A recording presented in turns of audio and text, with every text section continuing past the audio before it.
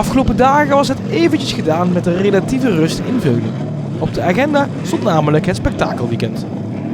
We hebben allerlei verschillende wedstrijden. Zoals vandaag op de zaterdag hebben we 3 verschillende wedstrijden. Als eerste is dat de Balkencup. Dat is eigenlijk een toegankelijk instapmodel om te beginnen met autocross daar gevoel bij te krijgen. Daarnaast hebben we ook de Sprintercup. De sprinters, dat zijn de snelle auto's, die halen wel snelheden tot 100 km per uur op deze baan. Dat zijn echt wel serieuze auto's en serieuze coureurs. En daarnaast hebben we eigenlijk het koningsnummer van ons evenement is de nachtcross. De nachtcross, dat is eigenlijk een wedstrijd die begint voordat het schemert ongeveer. Dat is een uur lang rijden de auto's hier rondjes over de baan. En dan is het de strijd om wie kan het meeste aantal rondjes rijden en wie komt er überhaupt nog uit de strijd. Wat maakt het spektakelweekend Veulen zo uniek ten opzichte van andere autocross-evenementen?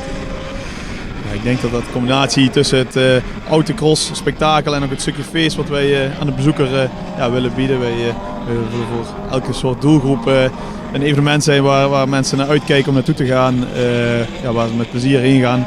Om uiteindelijk als ze thuis zijn denken van ik heb toch iets meegemaakt wat we op een reguliere cross of een reguliere zaterdagavondfeest niet meemaken. Dus dat proberen wij de bezoeker mee te geven. Aan de start verscheen ook de 16-jarige Bailey Bindels. Hoe ben je begonnen met autocross? Papa en mijn broer deden het allebei en toen hebben ze voor mij een kleinere buggy gekocht en daar ben ik in begonnen toen ik 6 was. In wat voor klasse rij jij mee? Ik rij in de junior buggy, dat is een klasse van 13 tot 21 jaar oud.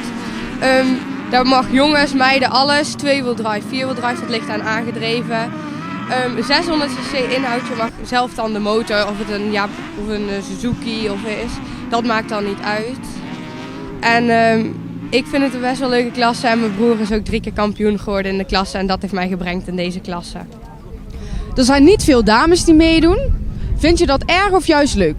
Ik vind het helemaal niet erg eigenlijk. Ik vind het wel gezellig zo met de jongens. Hoe bereid jij je voor op een wedstrijd als deze? Zorgen dat ik alles op orde heb thuis, dat alles mee is, dat alles in de bus en de kar ligt. En als ik er ben, heb ik wel zenuwen, maar het komt wel goed uiteindelijk. Heb je er een beetje vertrouwen in? Ja, ik denk wel dat het goed komt en ik hoop gewoon dat ik meekom met de rest en niet strak achteraan rij.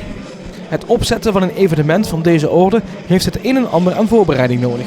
De organisatie bestaat uit ongeveer 15 personen. Ja, samenhangend dus uit de leden van de crossclub uit het Veulen en een groepje jongeren uit Veulen.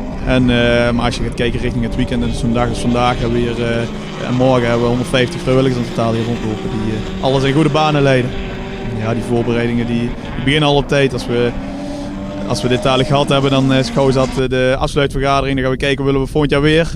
Wat willen we? Willen we het groter? Willen we het anders? Wat zijn de verbeterpunten? Dan is al snel op zoek naar, kunnen we op dezelfde grond blijven? Waar is het evenement? Dat zijn essentiële factoren. En dan op een gegeven moment, aan het eind van het jaar, gaan we kijken naar artiesten die we kunnen boeken voor het feest in de tent. En vervolgens, als je gaat kijken, echt opbouwen, dat is een week van tevoren. Dan gaat er gas erop en gaan we flink opbouwen. Het is niet vanzelfsprekend dat we hier zo'n mooi terrein hebben aangekleed met een grote tent, grote crossbaan. Er komt, zoals ik al zei, heel veel voorbereiding, heel veel werk aan te pas. Daarnaast hebben we heel veel handjes nodig tijdens het evenement, voor het evenement hier op te bouwen. Het wordt ook andere factoren ook steeds lastiger, het is steeds uitdagender om dit te organiseren. We trekken tot regels die verscherpen, die weer anders worden. Maar daarnaast zien we ook, zoals iedereen merkt, de kosten worden hoger. Wij willen de bezoeker... Ja, we willen een toegankelijk evenement voor de bezoeker, dus wij azen ook niet op een hoge enterprise, hoge muntprijzen, dat willen we absoluut niet. Maar het is wel steeds moeilijker om zo'n evenement te organiseren, ook kijken naar het kostenplaatje ervan. Daar schrik je vaak van. Daar staan mensen niet bij stil in ieder geval. Waar kijken jullie zelf het meest naar uit dit weekend? Ja, het liefst hebben we dat, zoals we net al zeiden, dat alles veilig verloopt, geen ongelukken. Dat iedereen met een goed gevoel, zowel de bezoekers als wij als organisatie, terugkijken op het weekend. Dat het echt een geslaagd weekend is. En dan is het voor ons goed. Helaas viel door het weer de zondagcross compleet in het water.